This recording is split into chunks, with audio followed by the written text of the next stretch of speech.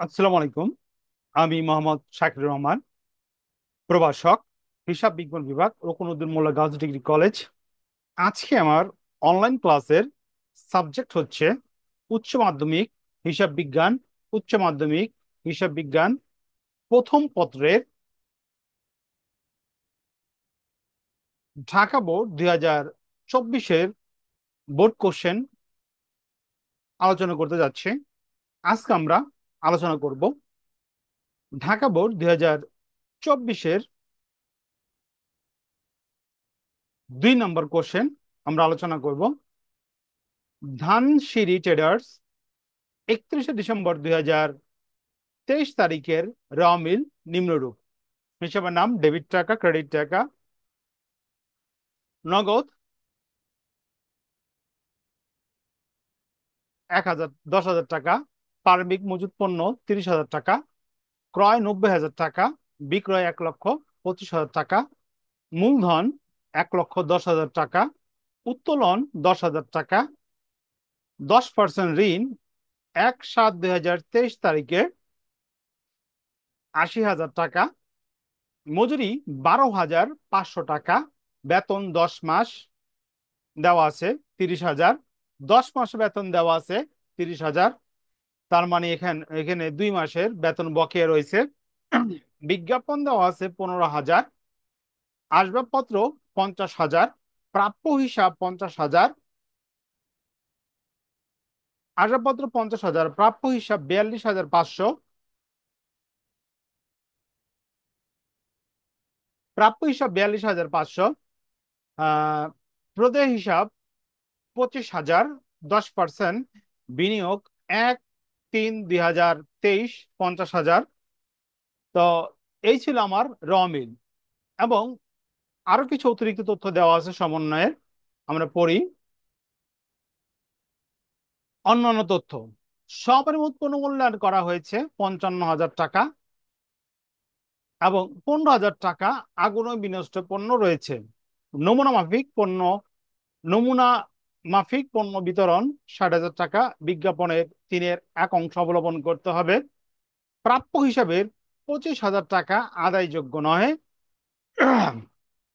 অবশিষ্ট প্রাপ্য হিসাবের 5% হারে অনাদায়ী পাওনা সঞ্চিতি তৈরি করতে হবে। আসবাবপত্রের উপর 10% অবচয় ধার্য করতে হবে। কোশ্চেন প্রথমে বলছে বিলম্বিত বিজ্ঞাপনের পরিমাণ নির্ণয় করো। খতে বলছে মোট লাভ 70,000 টাকা ধরে নিট লাভের পরিমাণ নির্ণয় করো। গত বলছে 31শে ডিসেম্বর 2023 তারিখে প্রতিষ্ঠানের দায় ও মালিকানা সত্ত্ব নির্ণয় করো। তা আমরা প্রথমেই করণীয় কয়ের অংশ নির্ণয় করব, বিলম্বিত বিজ্ঞাপনের পরিমাণ। আমরা বোর্ডে চলে যেতেছি।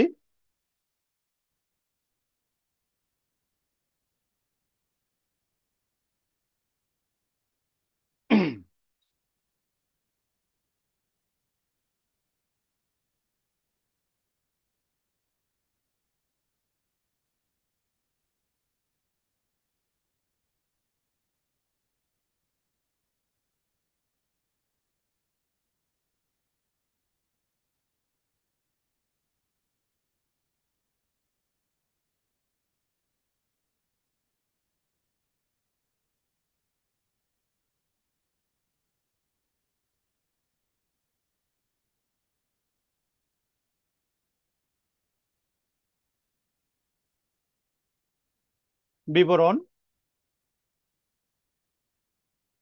টাকা, টাকা,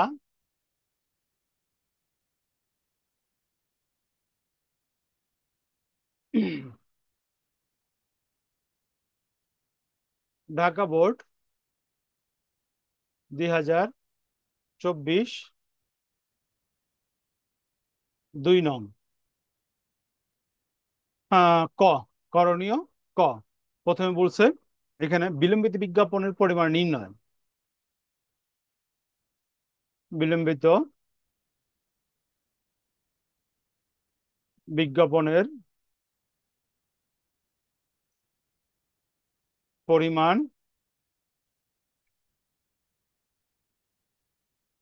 নির্ণয়। ওকে, আমার অঙ্কের মিলে বিজ্ঞাপন দেওয়া আছে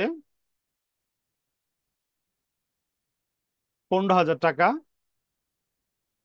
এবং বিনামূল্যে পণ্য বিতরণ করছি আমি, সেটা বিজ্ঞাপনের সাথে যোগ হইবে এবং ক্রয় থেকে বাদ হইব। যোগ পণ্য বিতরণ, পণ্য বিতরণ করছি। আমার সমন্বয়ে দেওয়া আছে নমুনা মাফিক পণ্য বিতরণ 60,000 টাকা। তো এখানে 60,000, 6,000 টাকা, 6,000 টাকা কি হইব, যোগ হবে এটার সাথে। যোগ করলে আমার এখানে যোগ ফলটা হইতেছে 21,000 টাকা। এইখান থেকে আমি কি করব, বাদ দেবো, বাদ অবলোপন, অবলোপন। অবলোপন হইলো আমার এখানে বলছে 3/1 অবলোপন করো। 3/1, কার 3/1? 21,000 টাকার 3/1 যদি আমি অবলোপন করি, আমার হইতেছে কত, 7,000 টাকা।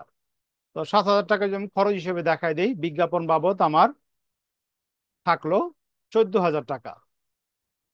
এই 14,000 টাকা হইলে আমার বিলম্বিত বিজ্ঞাপন, বিলম্বিত বিজ্ঞাপন। অথবা আমরা শর্টকাট এক লাইনে দেখাইতে পারি, বিলম্বিত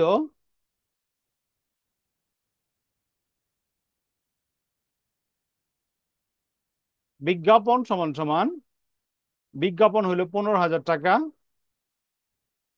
যোগ 6,000 টাকা, 6,000 টাকা গুণ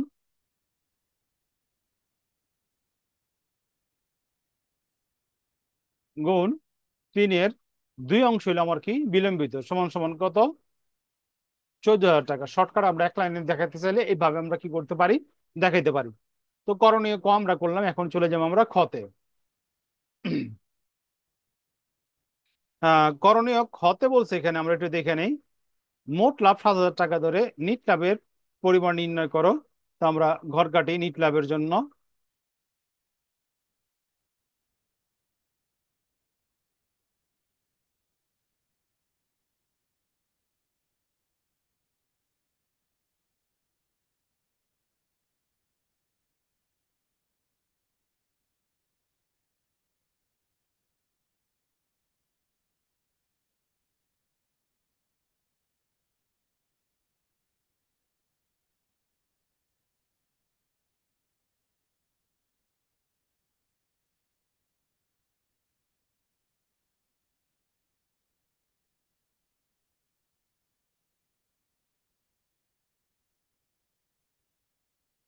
হুম, এটা হচ্ছে আমার করণীয় খ।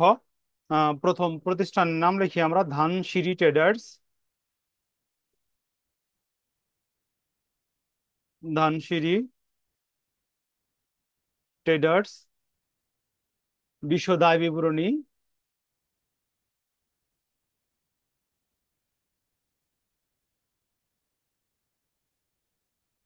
বিবরণী সালটা উল্লেখ আছে অঙ্কে, 2023 সালের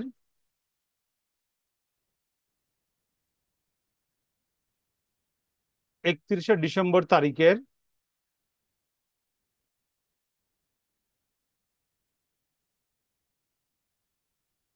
সমাপ্ত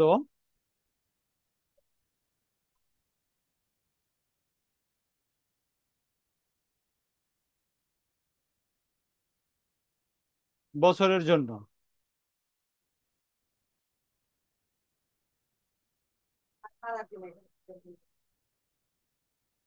বিবরণ,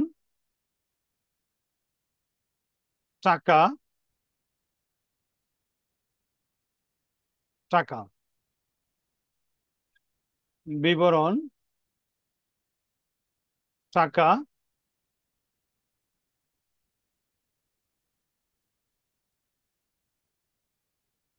টাকা। ওকে। তো আমার মোট লাভ ধরতে বলছে কত কোশ্চেনে, মোট লাভ কোশ্চেনে দেওয়া আছে মোট লাভ।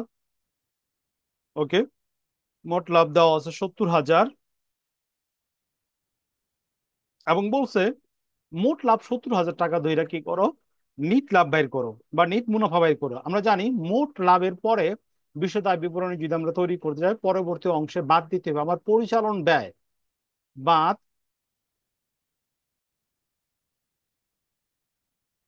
পরিচালন ব্যয় অথবা বাণিজ্যিক ব্যয়,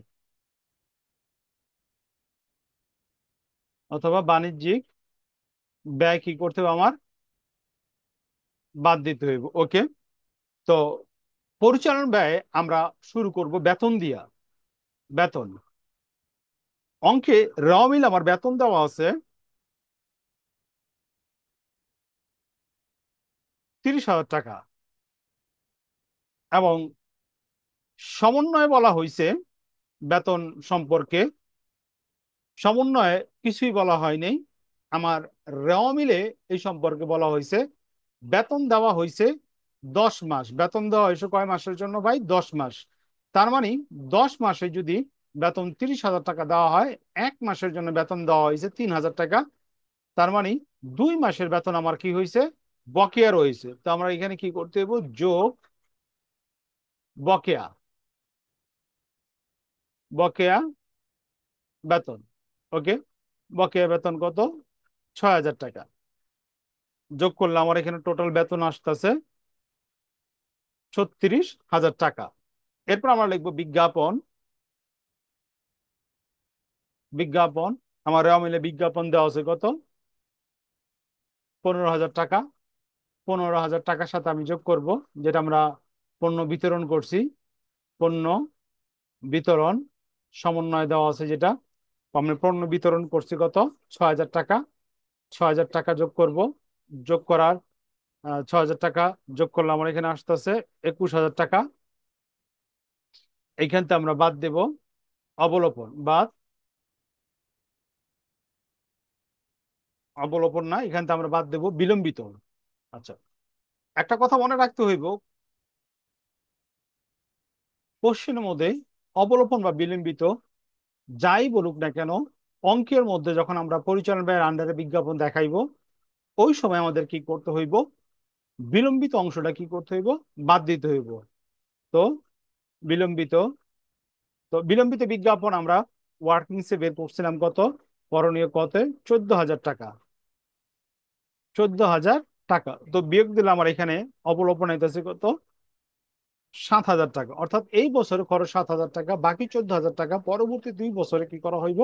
খরচ হিসেবে দেখানো হইব। এবং এই বিলম্বিত বিজ্ঞাপন চলে যাবে কই? আর্থিক অবস্থা বিবরণী সম্পত্তি পাশে চলতি সম্পত্তির আন্ডারে চলে যাবে কি বিলম্বিত বিজ্ঞাপন। ওকে, এরপর আমার হইল গিয়ে অনাদায়ী পাওনা।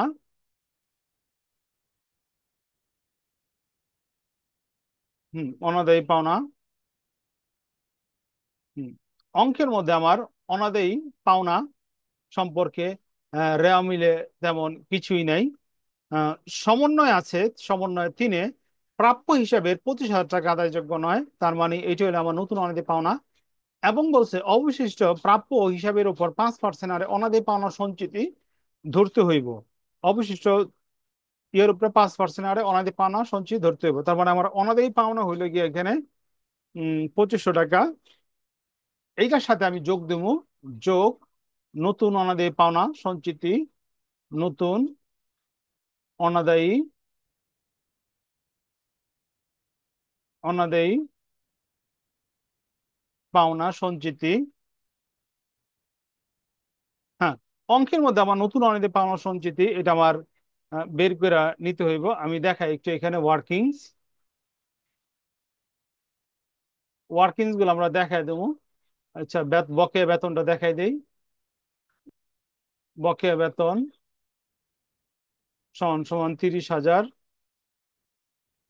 গুণ ভাগ 10 গুণ 2 সমান সমান 6,000। 2 নম্বর ওয়ার্কিংস বিলম্বিত বিজ্ঞাপন, বিলম্বিত বিজ্ঞাপন বিলম্বিত বিজ্ঞাপন আমার এখানে দেওয়া আছে, দেওয়া আছে না, বিজ্ঞাপন দেওয়া আছে 15,000 যোগ 6,000 ব্র্যাকেট গুণ ভাগ 3। আচ্ছা, আমি একটু দেখি সমন্বয় কি বলছিল। 3-এর 1 অংশ অবলোপন করো, তার মানে 3-এর 2 অংশ কত? বিলম্বিত, 3/2 কত আসে? 14,000 টাকা। আচ্ছা, 3 নম্বর ওয়ার্কিংস, নতুন অনাদায়ী পাওনা সঞ্চিতি, নতুন অনাদায়ী পাওনা সঞ্চিতি। আমরা অঙ্কের মধ্যে নতুন অনাদায়ী পাওনা সঞ্চিতি বের করুম, দেনাদার থেকে কি করুম, অনাদায়ী পাওনাটা বাদ দেবো। ওর অঙ্কের মধ্যে দেনাদার দেওয়া আছে, আমরা দেখি অঙ্কের মধ্যে দেনাদার কত দেওয়া আছে। অঙ্কের মধ্যে প্রাপ্য হিসাব দেওয়া আছে 42,500 টাকা। আমরা লিখি 42,500, 42,500 বিয়োগ, এখান থেকে আমরা কি বাদ দেবো, নতুন অনাদায়ী পাওনা। নতুন অনাদায়ী পাওনা আমার কত হইলো, সমানে দেওয়া আছে 2500 টাকা। 42 থেকে 2500 টাকা বাদ দিলে থাকে 40,000। 40,000 টাকার উপর আমরা কি করবো, অনাদায়ী পাওনা সঞ্চিতির যেই পার্সেন্টেজটা দেওয়া আছে অঙ্কের মধ্যে, ওই পার্সেন্টেজ অনুসারে কি করবো ধর্ম, অনাদায়ী পাওনা সঞ্চিতির পার্সেন্টেজ অঙ্কের মধ্যে দেওয়া আছে 5%, গুণ 5% সমান সমান এখানে আমার আসতেছে কত, নতুন অনাদায়ী পাওনা সঞ্চিতি 2,000 টাকা। ওয়ার্কিং সামনে জিনিসটা দেখাই দেবো। আচ্ছা, তো নতুন অনাদায়ী পাওনা সঞ্চিতি কত হইতেছে আমার, 2,000 টাকা। তো 2500 টাকা যোগ 2,000 টাকা করলে হইতেছে 4,500 টাকা, ঠিক আছে। তো এখানে আমরা দেখা দিতে পারি, এখানে এখানে ওয়ার্কিংস ওয়ান, এখানে আমরা দেখা দিতে পারি ওয়ার্কিংস টু, এখানে আমরা দেখা দিতে পারি ওয়ার্কিংস থ্রি। ওকে, এরপর আমার আছে আসবাবপত্রের অপচয়।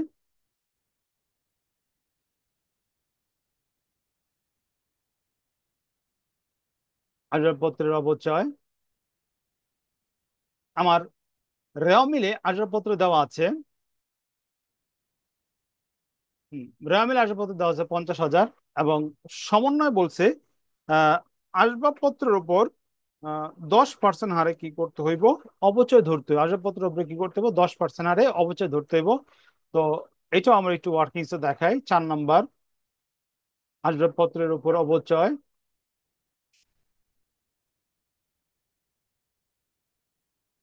আসবাবপত্রের উপর অবচয়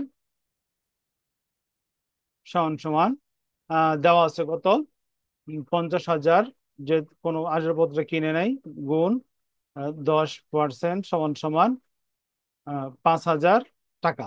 ওকে, তো আমরা অঙ্কে চলে যেতেছি। আসবাবপত্রের অবচয় কত, 5,000 টাকা। তো সবগুলো আইটেম যদি আমরা যোগ করি, এখানে যোগ করলে আমার আইতাছে এখানে এই যে উপর থেকে 36,000, 7,000, 4,500 এবং 5,000 টাকা যদি যোগ করি, যোগ করলে আমার এখানে আসতেছে কত, 52,000 টাকা। 52,500 টাকা। আমার উপরে যেই মোট লাভ দেওয়া আছে 70,000, 70,000 টাকা থেকে যে 52,500 টাকা আমরা বিয়োগ দিই, বিয়োগ দিলে আমার রেজাল্ট এখানে আইতেছে 17,500 টাকা। 17,500 টাকা আমার বেরোলো পরিচালন মুনাফা। 17,500 টাকা বেরোলো আমার কি, পরিচালন মুনাফা। মুনাফা, ঠিক আছে। পরিচালন মুনাফা থেকে আমরা কি করবো, বাদ দেবো অপরিচালন,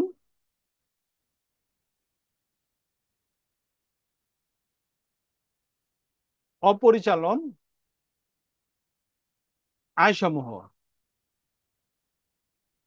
অপরিচালন আয় সমূহ আমার রেওয়ার মিলে একটা মাত্র অপরিচালন আয় দেওয়া আছে 12%। বিনিয়োগ 1-3-7 তারিখে কি করছে, আহ, বিনিয়োগ করছে। তার মানে এখানে বিনিয়োগের ওপর কি করতে হইব, 7 মাসের কি করতে হইব, সুদ ধরতে হইব।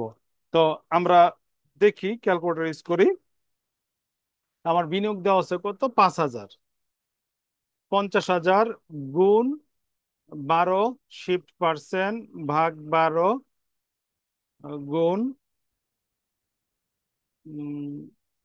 গুণ কত মাস, 3, 10 মাস, গুণ 10 সমান সমান কত, 5,000। ওকে, এইটা এই জিনিসটা আমরা ওয়ার্কিংসে দেখাই দেবো। আমরা ওয়ার্কিংসে চলে যাই, বোর্ডে চলে যাই। এটা আমরা দেখা দেবো ওয়ার্কিংসে। ওয়ার্কিংস 5, বকেয়া বিনিয়োগের সুদ সমান সমান 50,000 গুণ 12% ভাগ 12 গুণ 10 সমান সমান কত? 5,000 টাকা। আচ্ছা, আরেকটা ওয়ার্কিংস আমরা করে নিই। আরেকটা ওয়ার্কিংস করতে হবে আমার, বকেয়া ঋণের সুদ। বকেয়া ঋণের সুদ সমান সমান, অঙ্কের মধ্যে আমার ঋণ দেওয়া আছে 10%, 1/7/2023 ঋণ দেওয়া আছে 80,000 টাকা। ঋণের উপরে কি করতে হবে? 6 মাসের সুদ ধরতে হবে। তো 80,000 গুণ পার্সেন্টেজ হলো ঋণের উপর 10%, গুণ 10% ভাগ 12 গুণ 6 সমান সমান, যদি আমি ধরি, তো আমার ঋণের উপরে সুদ হইতেছে কত? 4,000 টাকা। এটা হলো আমার অপরিচালন ব্যয়। তো আমরা চলে যাই, অপরিচালন আয় আমরা লিখবো বিনিয়োগের উম, সুদ।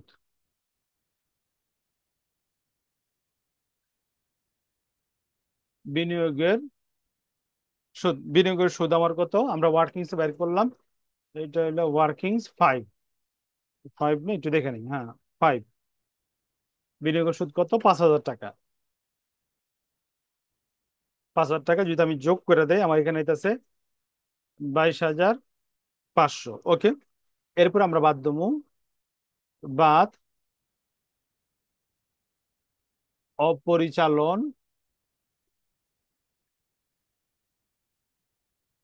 ব্যয় সমূহ বা খরচ সমূহ, যেটা আমরা লিখি অপরিচালন খরচ সমূহ। প্রথম আইটেম হইল গিয়া ঋণের সুদ। ঋণের সুদ, এটা হলো আমার ওয়ার্কিং 6। ঋণের সুদ আমরা বের করছিলাম কত? 4,000 টাকা। ওকে, আরেকটা আইটেম আছে আমার, আগুনে বিনষ্ট পণ্য। যদি আগুনে বিনষ্ট পণ্য সমন্বয় থাকে, সেটা অপরিচালন ব্যয়ের আন্ডারে যাব। আগুনে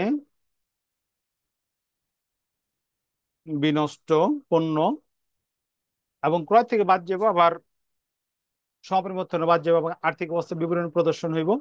তো ওইগুলো যেহেতু আপনি চাই নাই, তো আমরা অপরিচালন আহ ব্যয়ের আন্ডারে আগুনে বিনষ্ট পণ্য যাইব, যদি সমন্বয় থাকে, এটা আমরা মনে রাখি। তা আগুনে বিনষ্ট পণ্য আমার সমন্বয় দেওয়া আছে কত? 15,000 টাকা। 15,000 টাকা। হুম, যদি আমি যোগ করি, যোগ করলে আমরা এখানে এসেছে কত? 19,000 টাকা।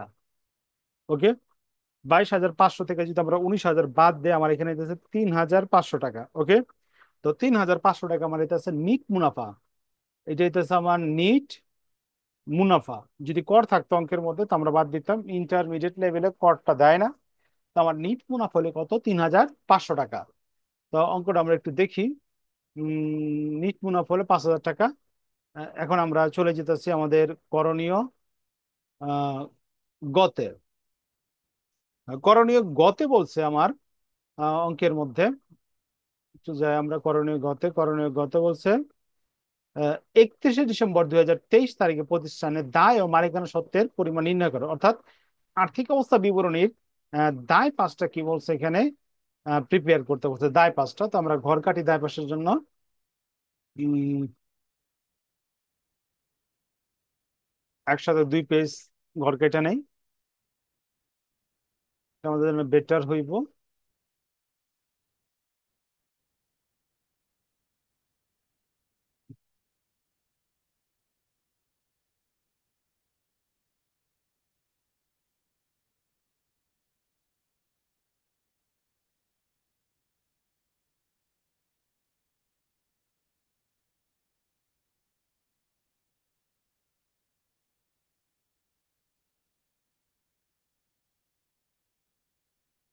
বিবরণ, বিবরণ, টাকা, টাকা, প্রতিষ্ঠানের নাম ধানসিঁড়ি ট্রেডার্স,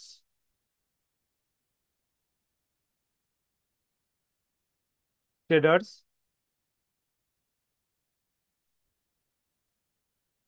আর্থিক অবস্থার বিবরণী,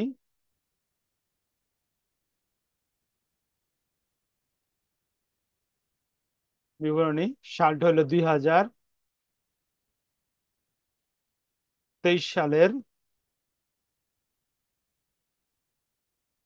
31শে ডিসেম্বর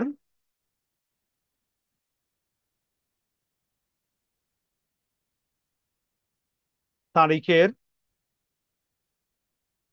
জন্য এটা আমরা করতেছি আংশিক। আংশিক, তো আমরা প্রথমে হেডলাইন করি, মালিকানা সত্ত্ব দায় সমূহ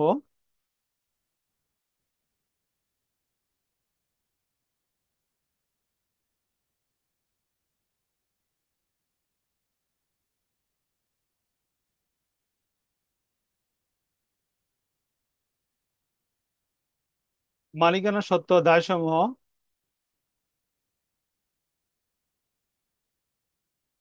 ওকে, তারপর আমরা লিখি মালিকানা সত্ত্ব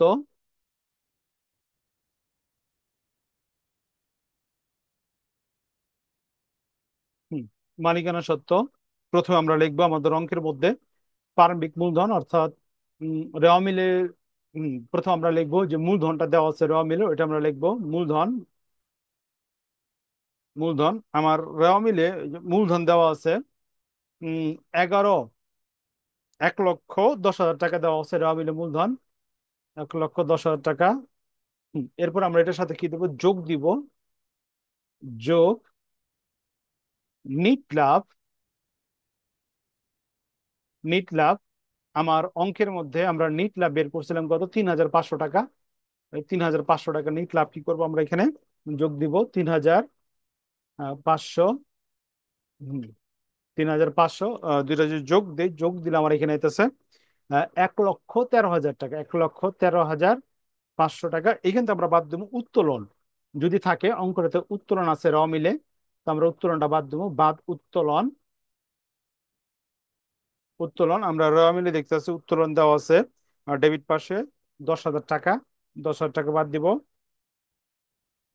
উত্তোলন বাদ দিলাম, উত্তোলন বাদ দেওয়ার পরে আমার এখানে আছে 1,03,500 টাকা আছে আমার সমাপনী মালিকানা সত্ত্ব। এরপর আমরা হেডলাইন করব দীর্ঘমেয়াদী দায় সমূহ, একটু বক্স করে আমরা দেখতে সুন্দর লাগবো। হুম, দীর্ঘমেয়াদী দায় সমূহ, দীর্ঘমেয়াদী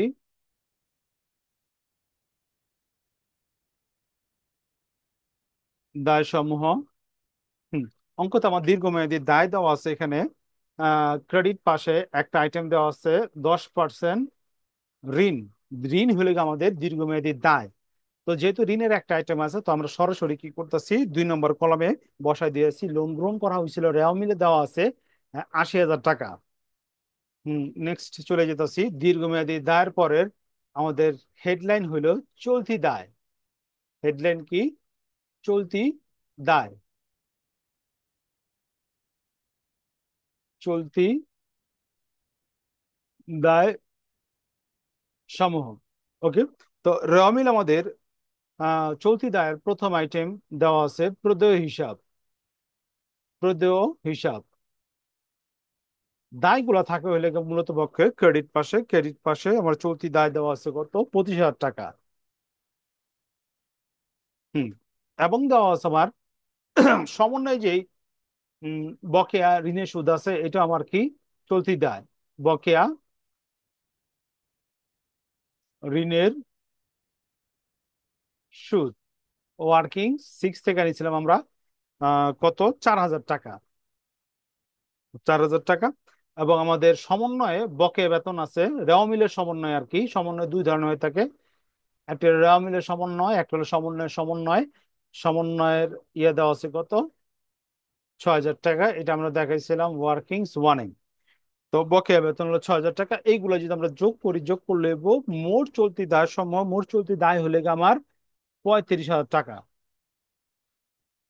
এখন আমি আমার সমাপনী মালিকানা সত্ত্ব আহ দীর্ঘমেয়াদী দায় এবং চলতি দায় যোগ করলে আমার হইতেছে আহ মোট আর্থিক অবস্থা বিবরণীর দায় পাশের যোগফল। যোগ করলে আমার এখানে যাইতেছে 2,18,500 টাকা। 2,18,000 কত, 500 টাকা। এইটা হইতেছে আমার মোট মোট মালিকানা সত্ত্ব ও দায়সমূহ। মোট মালিকানা সত্ত্ব ও দায়সমূহ অঙ্কিত আমার মোট মালিকানা সত্ত্ব এবং দায়সমূহ বের করতে বলছে, আমরা বের করলাম টাকা। ওকে। তো আমরা আজকে শেষ করলাম আর্থিক অবস্থা বিবরণী 2024 সালের Dhaka board, board question number 2 number. তো আমাদের আজকের বোর্ড কোশ্চেন আলোচনা ক্লাস এখানে সমাপ্তি। পরবর্তীতে দেখার জন্য আমন্ত্রণ রইল।